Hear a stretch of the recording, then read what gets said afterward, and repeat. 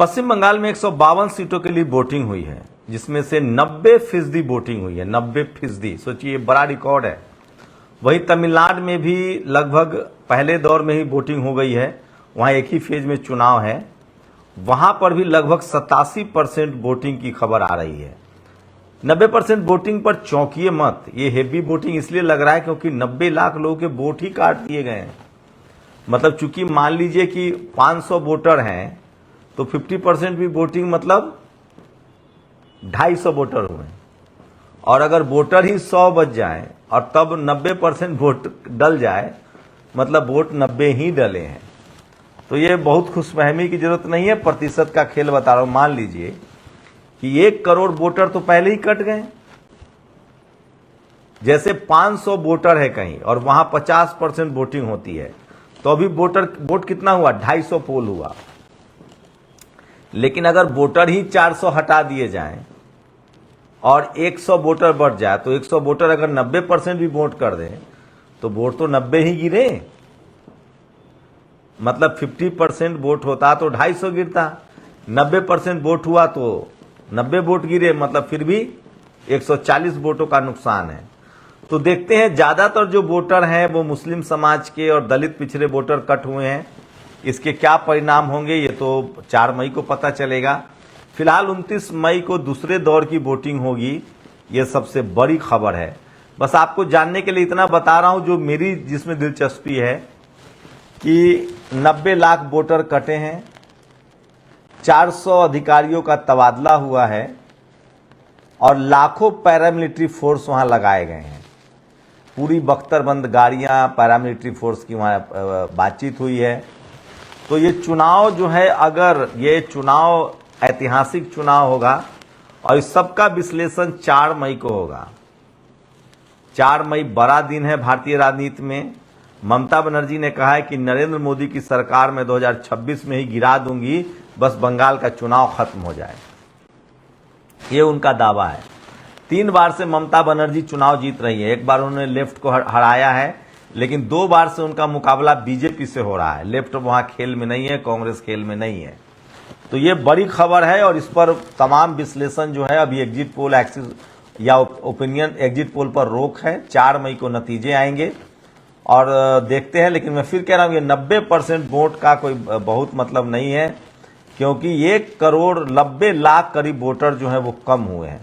तमिलनाडु में भी एसआईआर में, बिहार में भी नाम कटे थे। तो जब वोटर कम होंगे तो प्रतिशत बढ़ेगा। इससे बहुत ज्यादा कोई आकलन आप नहीं कर सकते हैं। मैं आपको कोई झूठ नहीं बोलना चाहता हूं, लेकिन अगर ममता बनर्जी इस युद्ध में जीत जाती है, युद्ध कह रहा हूं मैं इसको, युद्ध, तो एक बड़ा मैसेज दुनिया में जाएगा, विपक्ष मजबूत होगा। और अगर सत्ता पक्ष अगर बीजेपी जीत जाती है चुनाव, तो एसआईआर का ट्रैक रिकॉर्ड और बेहतर हो जाएगा। और जैसे बीजेपी हरियाणा में जीती, महाराष्ट्र में जीती, दिल्ली में जीती, बिहार में जीती, एसआईआर के बाद वो लगातार चुनाव जीत रहे हैं, उसमें एक और इजाफा हो जाएगा। तो देखते हैं, बंगाल पर पूरे देश की नजर है। अभी 29 को फिर से वोटिंग होगी। आज जो वोटिंग है उसकी तस्वीरें सब सामने हैं। तमिलनाडु में भी 4 मई को नतीजे आएंगे, वहां वोटिंग हो चुकी है। केरल में भी नतीजे आएंगे, असम के भी नतीजे आएंगे। तो देखते हैं इस बार चुनाव में क्या होता है। 4 मई का दिन बड़ा दिन होगा भारतीय राजनीति के लिए, कई सारी परतें खुलेंगी। दूसरी बड़ी खबर जो मैं आपको लगातार बताना चाह रहा हूं कि देश भर में तेल और गैस का संकट बढ़ता जा रहा है। खासकर एलपीजी के संकट बढ़ते जा रहे हैं और वो तमाम तस्वीरें दिखाऊंगा। सोचिए, मेजर गौरव आर्या, एक शख्स ने ईरान के खिलाफ इतना अनाप शनाप बोला, हमारे रिश्ते इतने अच्छे थे, ईरान के खिलाफ इतना अनाप शनाप टेलीविजन चैनल पर बोला और ईरान में सारे वीडियो चले। सोचिए, ईरान में शुरुआत जब युद्ध हुआ था तो ईरान ने कहा था कि भारत के लोगों ने युद्ध के प्रति हमारी सहानुभूति दिखाई है, इसलिए हम चाहते हैं कि तेल और गैस की किल्लत ना हो। तो उस समय मुस्लिम समाज के लोगों ने रैली निकाली, धरना दिया, प्रदर्शन किया, उसका ईरान पर असर दिखा। अब मेजर गौरव आर्या रिटायर्ड ने जिस तरह की बातें की और पूरी दुनिया में जिस तरह से उसको वायरल किया गया, तो ईरान से तेल और गैस की जो किल्लत है वो हमारी बढ़ती जा रही है। वही अमेरिका बैरिकेड कर रहा है। तो इसके साथ साथ कुछ देश की बड़ी खबरें हैं जो मैं चाहता हूं कि आपको मीडिया नहीं दिखाता है, और ये खबरें तमाम आपको दिखाए जाना चाहिए। डोनाल्ड ट्रंप ने फिर से भारत का अपमान किया है। वो गाहे बगाहे अपमान करता रहता है। कभी प्रधानमंत्री के लिए उसने कहा कि कैरियर बर्बाद कर देंगे नरेंद्र मोदी का। अब वो शख्स कह रहा है कि भारत नरक का द्वार है, यहां लोग आते हैं बच्चा पैदा करके चले जाते हैं क्योंकि उनको नागरिकता चाहिए। तो ये किन लोगों के लिए कहा है? जो मुझे तो लगता है कि जो भी हमारे देश के लोग हैं अमेरिका में, वो चले क्यों नहीं आते हैं। इतना अपमान है कि भारत प्रधानमंत्री हमारे जाते हैं तो इतना भारत माता की जय का नारा लगाते हैं, और डोनाल्ड ट्रंप एक देश को कह रहा है कि नरक का द्वार है। अब बताइए कोई सच्चा भारतीय रहना चाहेगा अमेरिका में? ये सबसे बड़ी खबर है जो मैं आपको बता रहा हूं। और सोचिए, तो मैं तो कहूंगा कि जितने अमेरिका में भारतीय रह रहे हैं उन सबको भारत आ जाना चाहिए, या सिर्फ मोदी जी के रैली में जाके हासन हुसैन करने से तो काम नहीं बनेगा। अगर आप सच्चे भारतीय हैं तो अमेरिका को छोड़ दीजिए पूरी तरह से, क्योंकि अमेरिका ने भारत का बहुत अपमान किया है, डोनाल्ड ट्रंप ने बहुत बड़ा अपमान किया है। तो मैं देखता हूं कि कितने भारतीय जो हैं वो पासपोर्ट छोड़ते हैं। ये बड़ी खबर होगी। ये तमाम खबरें जो है वो सोशल मीडिया पर वायरल है। अब कुछ तस्वीरें जो सोशल मीडिया पर देखिए, ये एक पुलिस वाला है, कैसे ये मार रहा है तृणमूल कांग्रेस के जो वहां बैठे हुए हैं लोग, जो उसके पोलिंग एजेंट है, उसको देखिए कैसे मार के भगाया जा रहा है। तो आरोप लगा रहा है, तृणमूल कांग्रेस के लोग आरोप लगा रहे हैं कि वहां पुलिसिया तंत्र का बड़ा इस्तेमाल हुआ है। ये तमाम बड़ी खबरें हैं जो सोशल मीडिया पर वायरल है, और इसलिए मैं कह रहा हूं कि सोशल मीडिया ही सच्चा मीडिया है, सोशल मीडिया ही बहुजन मीडिया है। कुछ और बड़ी खबरें हैं जो मैं चाहता हूं कि आपको बताऊं, और मैं इसलिए कह रहा हूं सोशल मीडिया ही सच्चा मीडिया है, सोशल मीडिया ही बहुजन मीडिया है, और ऐसी खबरें आपको जरूर सुननी चाहिए। ये देखिए, ये यूपी के बस्ती की तस्वीर है, ये मैं नहीं दिखा रहा हूं, ये तस्वीरें हैं। गैस को लेकर कितनी किल्लत है देश में, आप समझिए।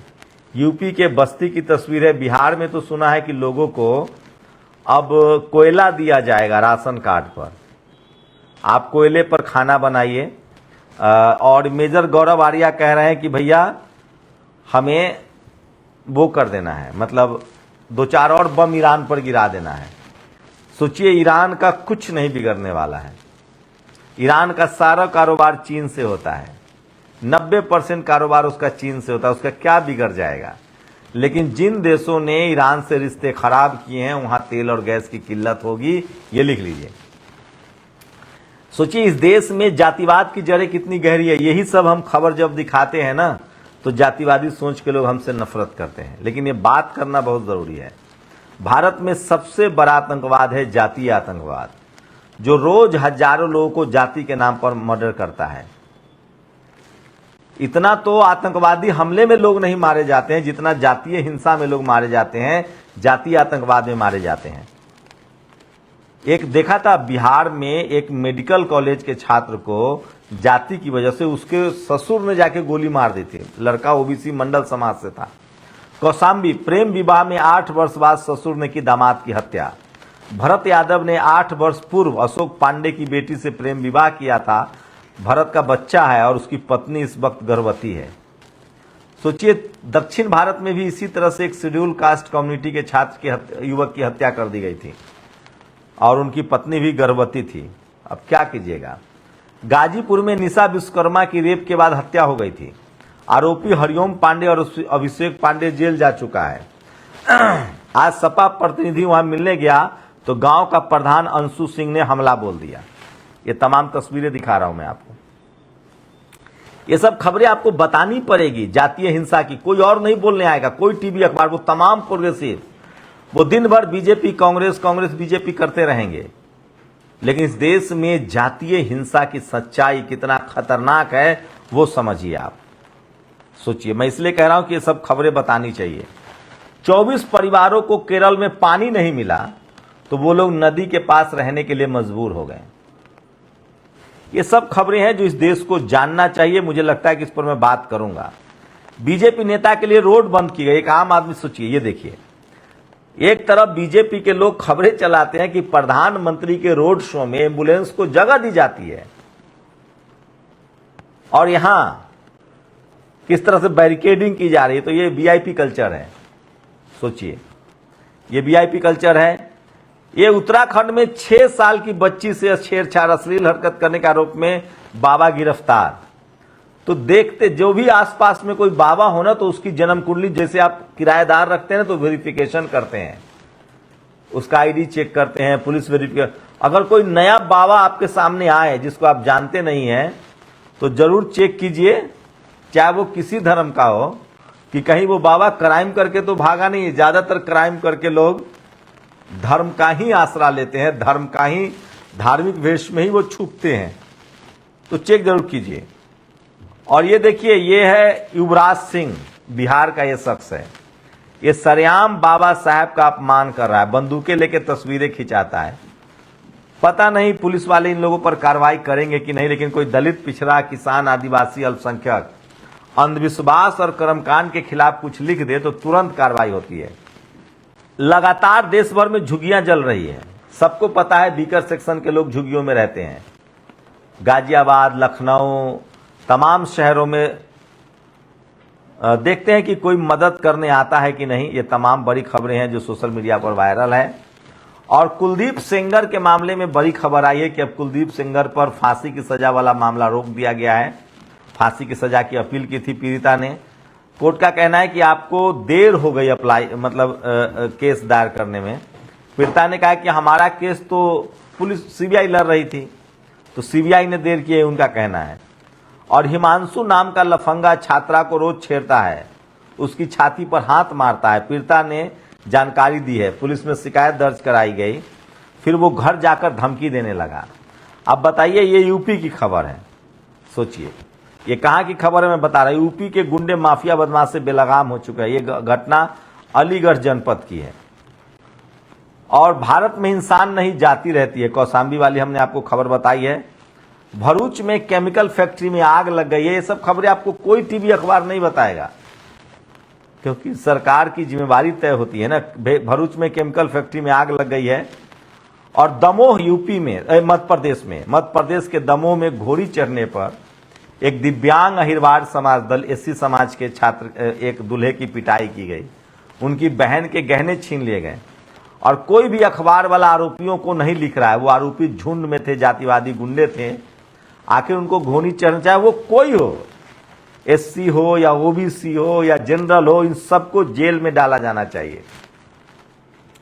और इस देश में बेईमानी की पराकाष्ठा देखिए। इतना धार्मिक देश है ये, कौन सा धर्म नहीं है यहाँ। और हर कोई किसी न किसी धर्म से जुड़ा है। लेकिन बेईमानी के किस्से इतने ज्यादा है ना कि कई बार भरोसा उठ जाता है कि हम धार्मिक देश है या धर्म के नाम पर चोला ओढ़े हुए चोर हैं। हम लोग क्रिमिनल है बेसिकली हम लोग। ललितपुर में आरोसी के पिता की भोपाल में मौत हो गई। अभी जो वेदांता वाले पावर प्लांट में मौत हुई थी, यूपी ललितपुर में। सोचिए, ये इस देश में लोग मजदूरी नहीं देते हैं, मजदूरी करा के। यूपी के ललितपुर की आरोसी के पिता की भोपाल में मौत हो गई। वह एक निर्माण कंपनी में मुलाजिम थे। कंपनी ने 48 लाख रुपए का मुआवजा तय किया। माफ कीजिएगा, ये देखिए, भोपाल में भोपाल का मामला, ये माफ कीजिएगा, छत्तीसगढ़ का नहीं। ग्राम प्रधान और आरुषि के चाचा ने षड्यंत्र करके आरटीजीएस से 16 लाख रुपए अपने खाते में डलवा लिए। सोचिए, जिस बच्ची की पिता की मौत हो गई, उसकी मां और उस बच्ची को 1 रुपया नहीं मिला है। 48 लाख रुपया उसका हड़प लिया गया। ये वेदांता से जुड़ी खबर नहीं है, भोपाल में खबर है। ये देखिए, वो बच्ची अब दर दर की ठोकर खा रही है। नाबालिग बच्ची, इसलिए हम तस्वीरें नहीं दिखा सकते हैं। ये वो तस्वीर है। घोड़ी चढ़ने से नाराज जातिवादी गुंडों ने मारा, आरोपी लोगों को मारा है। दमोह की खबर है जो सोशल मीडिया पर वायरल है। तो ये तमाम बड़ी खबरें हैं जो सोशल मीडिया पर वायरल है। और एक और खबर दिखा रहा हूं, ये देखिए, एक अच्छा प्रयोग है। वीआईपी कल्चर का विरोध हो रहा है हॉर्न बजा के। वीआईपी का रूट लगा हुआ है, निकल रहा है, हॉर्न बजा रहे हैं लोग। पहले सुन लीजिए, फिर बताऊंगा पूरी कहानी। तो लोगों ने वीआईपी कल्चर का विरोध किया। सोचिए, जब बड़े हमारे मंत्री, मुख्यमंत्री, ये तमाम लोग, आजकल तो आरएसएस के प्रमुख भी जाते, रूट लग जाता है। लोगों ने इसका जमकर विरोध किया, हॉर्न बजाकर विरोध किया है। काफिले की वजह से घंटों लोगों को रोक दिया जाता है और इसको लेकर लोगों ने काफी हॉर्न बजाया। और इस देश में अब जहर भी नकली आ जाए तो आप चिंता मत कीजिएगा। पता चला अच्छा है, इस देश में जहर नकली बिकना चाहिए ताकि लोग ना मरे, लेकिन आप जिसको खाना समझ रहे हैं उस कुछ भी रिफाइन के मार्केट में सबसे बड़ा नाम फॉर्च्यून है। पेस्ट नकली, पनीर नकली, घी नकली, तेल नकली, सब्जी में सुई। मतलब सोचिए इस देश के लोग धर्म के नाम पर मारपीट करते हैं, इतना धर्म के नाम पर कहते हैं कि हम धार्मिक देश हैं, और इस देश में इतनी बेईमानी है जिसकी आप कल्पना नहीं कर सकते हैं। आप सोचिए इस पर जो लोग मिलावट खोर है उनको तो फांसी होनी चाहिए। क्या कहा जाए। ये तस्वीरें देखिए, ये 69,000 शिक्षक भर्ती का मामला है यूपी का, और ये शख्स कह रहा है, सुनिए। मेरा भविष्य भी है, हम लोग रोड पे नहीं चल पाएंगे। यही हमारा भविष्य है, यही हमारा भूतकाल था, यही हमारा भविष्य है। हम यही करेंगे, हम यही करेंगे। ये हमारा भविष्य है, इस सरकार में हमारा भविष्य है। हम दलित पिछड़े हैं, अब हम फिर से पक्का झाड़ू लेकर चलेंगे। ये दलित है ना, हम दलित हैं, और मेरा ये भविष्य है। मैं दलित हूँ, ये मेरा भविष्य है। अरे मेरा भविष्य है, मेरा भूतकाल भी यही था, मेरा भविष्य भी है। अब हम लोग रोड पे नहीं चल पाएंगे, यही हमारा भविष्य है। आपको बता दें कि नितिन नवीन बीजेपी की खबर चल रही है कि अगला मुख्यमंत्री भी यूपी में जो है वो योगी आदित्यनाथ के नेतृत्व में ही बीजेपी चुनाव लड़ेगी। ये बस आपको खबर बताना था। और बंगाल में मछली का क्या साइड इफेक्ट हुआ, जैसे बीजेपी के एक प्रवक्ता हैं, बड़े पढ़े लिखे, सुधांशु त्रिवेदी नाम है ना उनका, उन्होंने कहा था कि मणिपुर की गाय अलग होती है और बिहार यूपी की गाय अलग होती है। मतलब मणिपुर वाली गाय खाई जा सकती है, वो मिथुन गाय है, और इधर यूपी बिहार हिंदी पट्टी की जो गाय है, राजस्थान इस सब का, वो गाय माता है। और जो असम वाली गाय है या गोवा वाली गाय है वो सब मिथुन गाय है। अब उसी तरह से लोग लिख रहे हैं कि जो बीजेपी के नेता बंगाल वाली मछली खा रहे हैं वो दरअसल शाकाहारी मछली है, और बाकी यूपी बिहार इन सब में मांसाहारी मछली है। तो ये लोग तंज कर रहे हैं। और ये हैं लेंस कार्ट वाले साहब, इनके घर पर इतना हमला हुआ कि आप समझ ही नहीं सकते। और सोचिए लोग हमें जातिवादी सूचक गालियां देते हैं, झुग्गियों में आग लगी तो क्या हुआ। और यहाँ पर आने के बाद भी हमारे देखा यहाँ पर लोगों के अंदर एकता नहीं है, लोगों के अंदर यहाँ। तो तमाम वो बड़ी खबरें हैं, और सवाल है कि शिक्षा, स्वास्थ्य, रोजगार, गरीबी, महंगाई, ये जनता के मुद्दे हैं, इस पर कोई बात नहीं करता है। सरकार के मुद्दे हैं वंदे मातरम, पाकिस्तान, हिंदू मुस्लिम, मुझको गाली दो, ये तमाम खबरें हैं जो अब मीडिया के मुद्दे हैं। सीमा हैदर का छठा बच्चा, मुस्कान को जेल में बेटी हुई, आम काट कर खाते हैं या चूस कर। ये तमाम बड़ी खबरें हैं जो सोशल मीडिया पर वायरल हैं, और मेरी कोशिश होती है कि ये खबरें आप तक पहुंचाई जाएं। मैं इसलिए कह रहा हूं कि सोशल मीडिया ही सच्चा मीडिया है, सोशल मीडिया ही बहुजन मीडिया है। इन खबरों से आपकी रोजी रोटी जुड़ी है, आपके बच्चों का भविष्य जुड़ा है। तो इन खबरों को जरूर देखिए अगर आपको खबर में दिलचस्पी है, देश दुनिया की चिंता रखते हैं। नेशनल दस्तक की कोशिश होती है कि आपको वो खबरें दिखाई जाए जिसमें भय, भूख, भ्रष्टाचार है, जिससे आपकी ज़िंदगी प्रभावित होती है। आप लोग राय जरूर दीजिएगा। शुक्रिया। नेशनल दस्तक की आपसे गुजारिश है कि अगर इसको बचाना चाहते हैं तो नेशनल दस्तक को सब्सक्राइब करने के लिए रेड कलर के सब्सक्राइब बटन को दबाएं, फिर बेल आइकन की घंटी दबाएं। नेशनल दस्तक को बचाने के लिए बहुत ज़रूरी है कि हर खबर को शेयर करें, लाइक करें, कमेंट जरूर करें।